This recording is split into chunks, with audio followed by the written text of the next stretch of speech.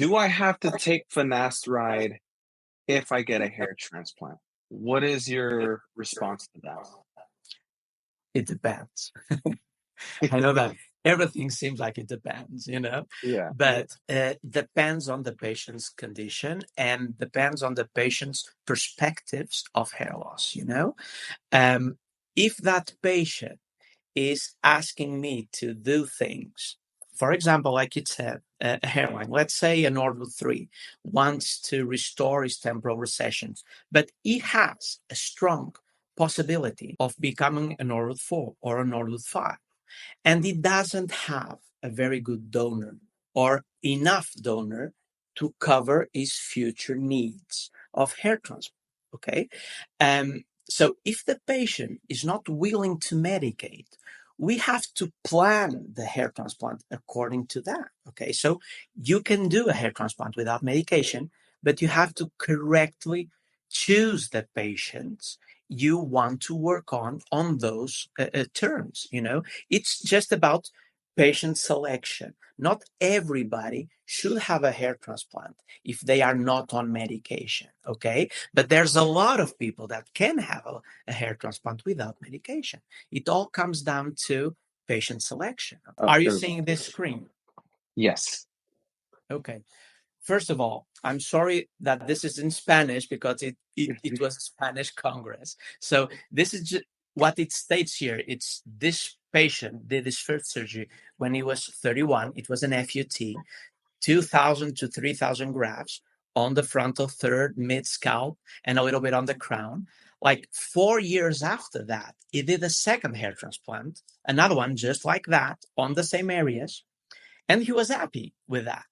But about 7 years after that, he continued losing hair, of course, and he wasn't happy. So he did 2 more. Okay. When he got to the clinic, like I told you before, his main issue was he didn't look natural anymore. Okay. And he was very conscious on the way he looked. Every day he tried to comb his hair in one of those fashions in trying to hide it, those Come overs. that's it. But Yeah. this guy lives in the north of Spain where there's wind and rain every day. So Oh. he was very, very distressed over what I'm going to show you now, over this. Okay. When his alopecia progressed, those lateral humps started going down. He lost all of his native hair. And now he was, let's say, an Norwood 7 with a patchy look and those big, like highways on both sides. And he actually hated that. Okay. What he asked was, I do not want a big density. I just want to look normal again. Yeah. So when we did the consultation, we saw that he had still miniaturization on those lateral humps. So he was 60, but even so, he was going to lose some more. Those lateral humps are going down still. Okay. I saw that he had about 3,000 to 3,500 grafts left in his donor that we could probably work with. So we decided that even that beside he was almost 60, we decided to medicate because I didn't want those lateral humps to go down any further. And in a few years, he will have that problem, the same problem he has over here. I don't know if you see the pointer. Can you see the pointer? Yes. Yeah.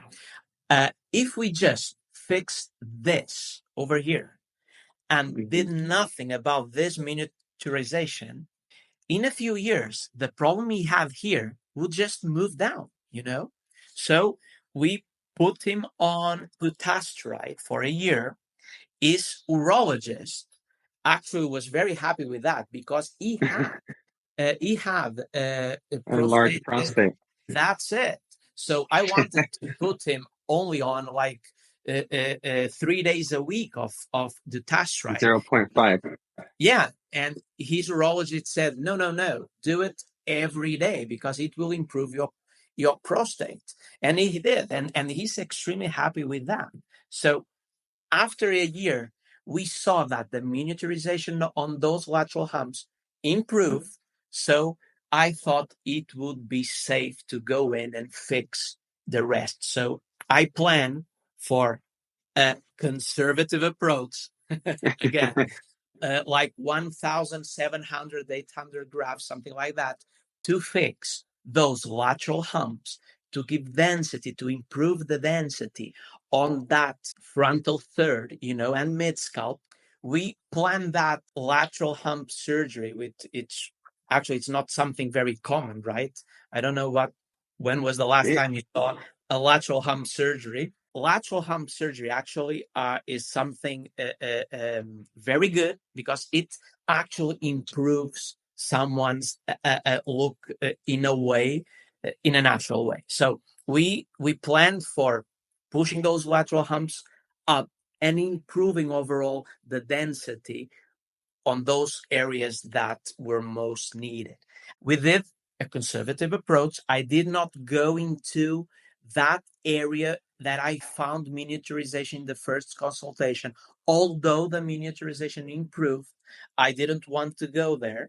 I just yeah, tried to do like a fade out so you wouldn't see the extraction area, that you would see all the donor homogeneous, because that's extremely important. That's another yeah. completely different discussion. So this was the result after 12 months. On the right side of the screen, you have the result after 12 months and the initial result on your left. So although it's not, like I told you, a dance look, we gave him what he wanted. We gave him a natural, age adequate look, which was what he wanted from the beginning. He Oh, wanted to yeah, look a lot better. natural again. Okay, he wanted to go out and not look strange. Not to have um, a strange and unnatural hair loss pattern. And that's extremely essential for patients to understand. I always tell patients this. I always tell patients it's better to become bald in a natural fashion than to become bald after doing a badly planned hair transplant. He was very happy with the result. Do you have any examples of patients that got a hair transplant and got on finasteride so we can see how their hair fared out throughout the years? Show you a case of someone that's been on his medication for 20 something years now. And even though being on his medication, he lost some hair.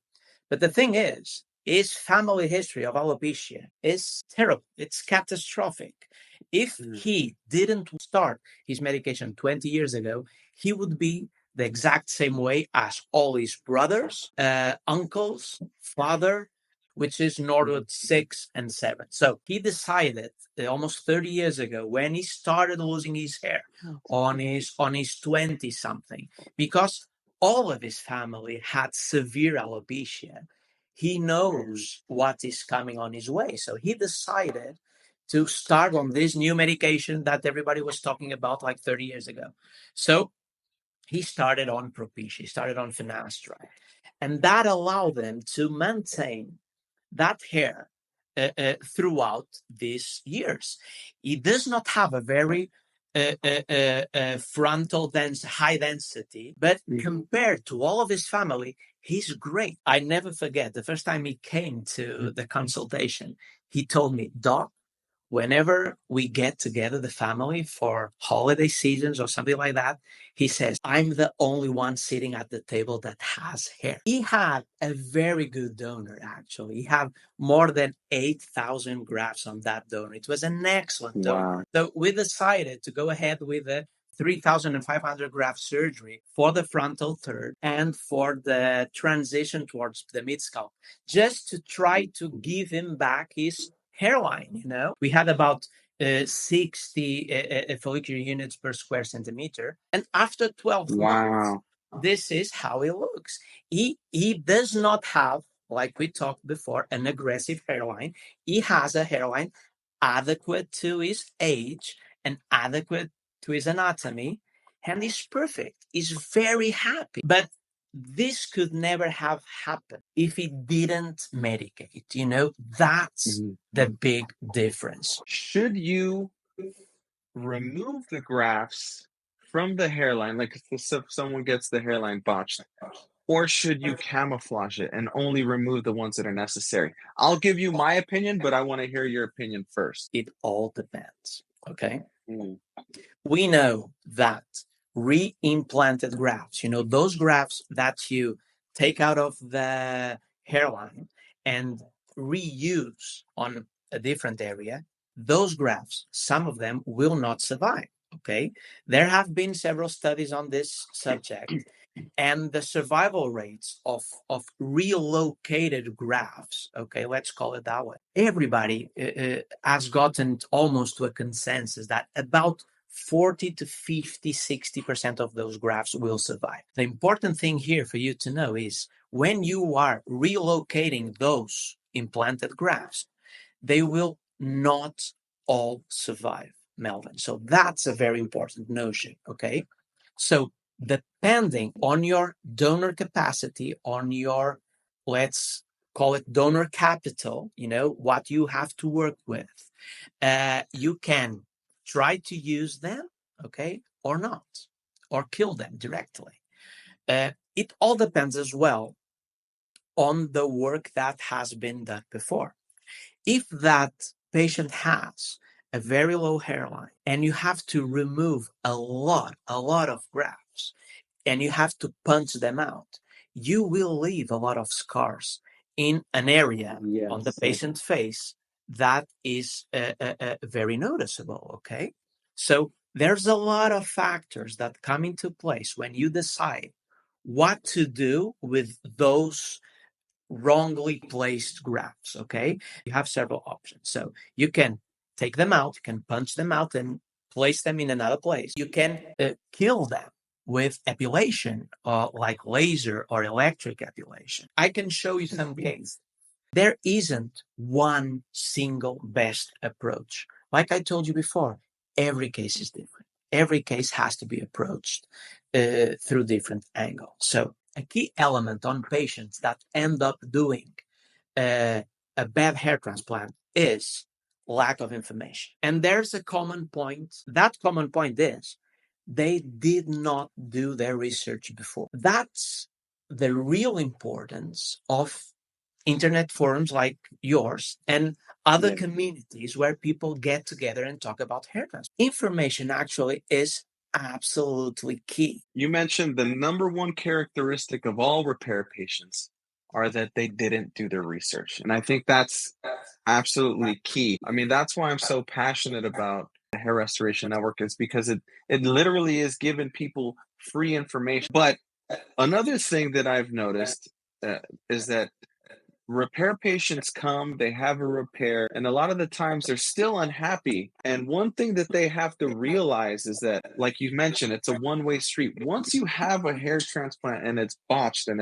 it needs to be repaired, it's never going to be perfect. Patients have to understand that when we do a repair, I'm painting on someone else's canvas, I have to work with what I'm given. I have to work with those implantation angles that someone decided previously.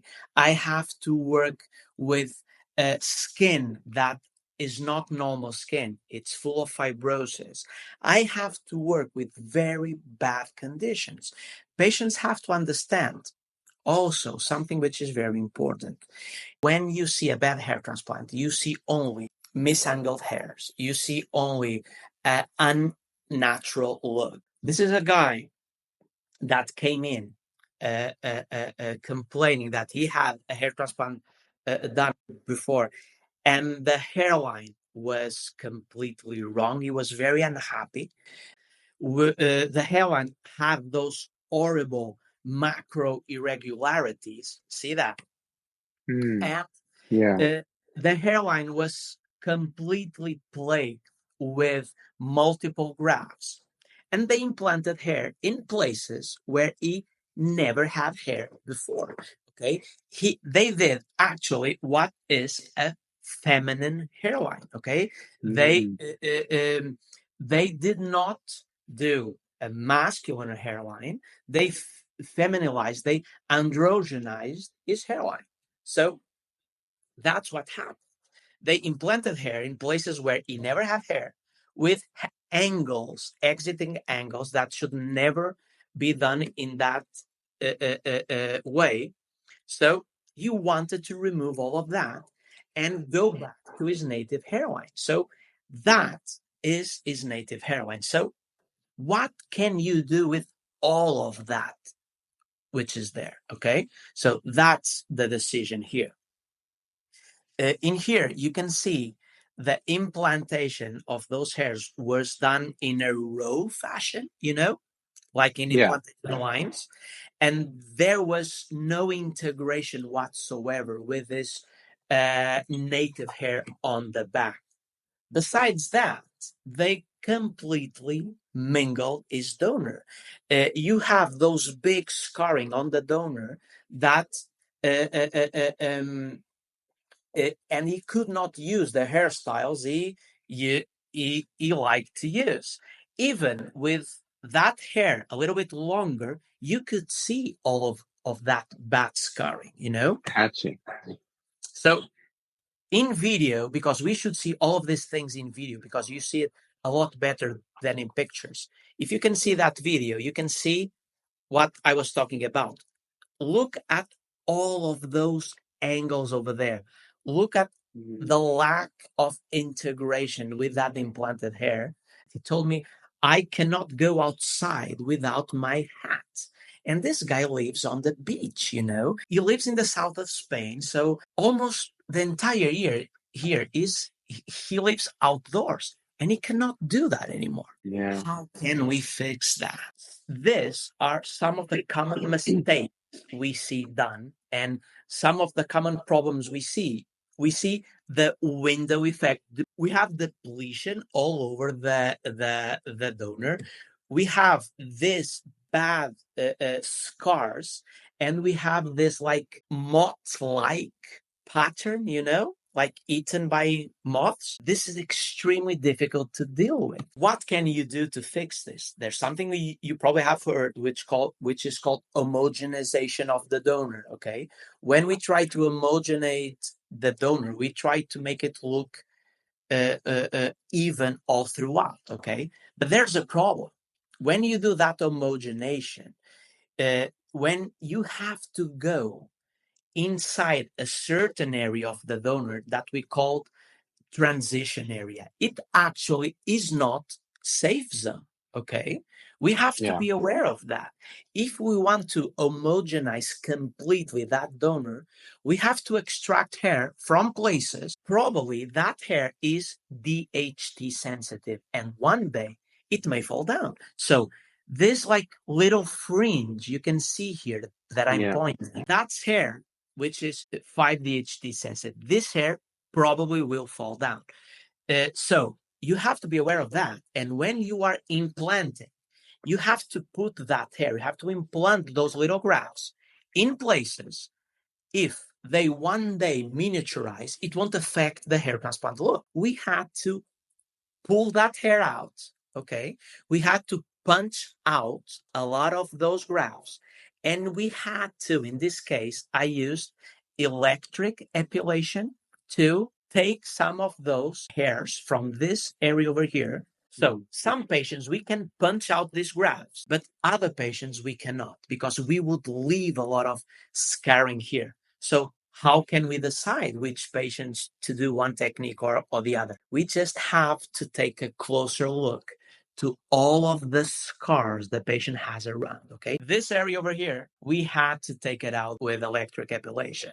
Okay, so we punched out a big part of that hairline. You can see that, just to break those sawtooth effects, that we saw in the beginning, those triangles. This is how he looked after the hair transplant, and this is the result.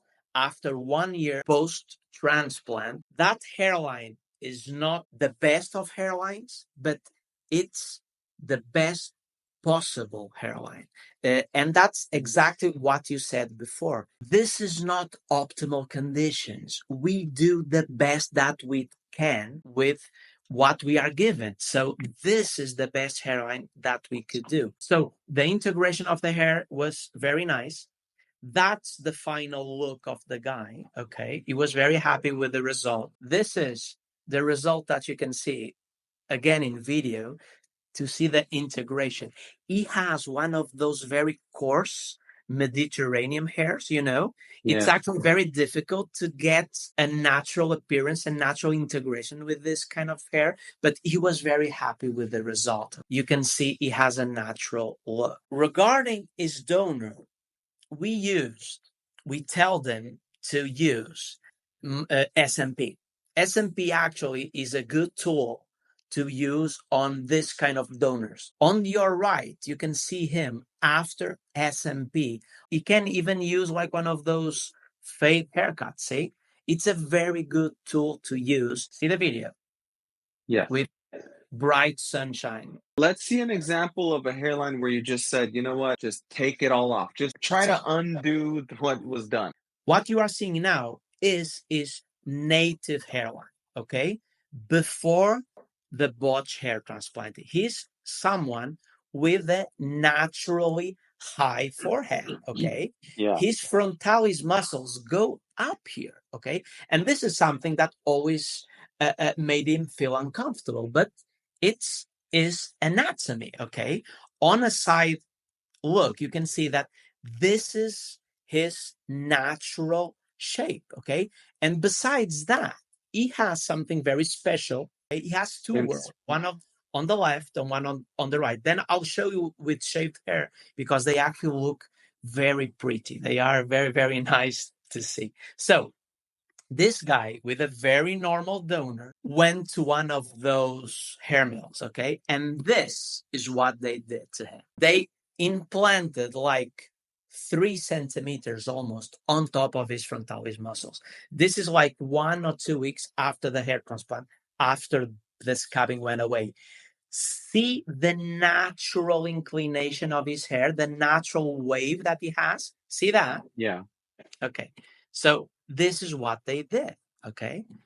And look what they did on this donor. See the hairline that they did. Very aggressive, very short hairline, but completely wrong anatomically speaking. After a few months, those little hairs start popping out, okay? And see how that donor looks. It's incredible to see this. And this is his condition when those hairs grew. He would be better off to have had bad survival on those grafts, you know? But that's what happened. We had them go to one of those places where people do laser epilation, you know, and they just took it out. And just with laser, see that difference. Wow. See, we tried to do his hairline, native hairline back. See that whirl over there that I'm pointing on this side? It has another one on that side. See that? And we had that donor to work with. Look at that. That looks like a battlefield, okay? And this looks like a battle like planning, you know? When we implanted, we punched out the remaining grafts over here, okay? Remember his previous state. Before he did his hair transplant, he was like this. So we brought him back to this point with a little bit more density. And remember, this is just 8 months in, so he will improve a little bit further. What do you say to patients who approach you at 3.5 months, 4 months, and they say, you know, Dr. Pinto, I want to repair? They should wait. Things change a lot, okay? There are donors that suffer a little bit more with shock loss than others. There are several factors that can make that shock loss even worse, okay? So we have to try to know what happened, because just because a donor is not completely healed at 2 months, 3 months, does not mean that has been badly worked, okay? It may just mean that your biology is not very favorable in that healing process, but there are people that their donor look patchy, like you say, at 2 months, 3 months, and they completely recover. When should hair transplants start to grow? Every informed patient knows that there's an early grower. There are people that are early growers. Those who are early growers, but you know that the window of time where people start to grow, when you start to see, like patients say, I like the expression, the green sprouts, you know. But Melvin, mathematics tells us that for each early grower, there's a late grower. When you see that growing phase pushing a little bit more towards like 9 months, there's problems attached. Mentioned that hair follicles have a lot to do with wound healing and Mhm. scarring. There's been a drug called verteporfin. I'm not sure if you've heard about it. Dr. Barghouti and Jordan did a human trial last year, and the results look very impressive. I really do think it has a place in hair restoration. More studies and trials need to be done. But every other year, we hear about a lot of things that will cure baldness and be like miracle potions. So we always have to take it with a pinch of salt. We know actually that hair follicles have their place into healing wounds. What you referred can be the beginning of knowing some of these pathways. So I'm looking forward to see more data on this as well. What is a hair mill, and why should patients choose not to go to a hair mill? That's a very difficult question to answer these days. A hair mill Yes. is basically somewhere where they have transformed hair transplant, which is a medical procedure, something that you can just get in. It's done by people that have poor training. It's not correctly planned. Basically, what they have is a commercial approach, and that's profoundly wrong.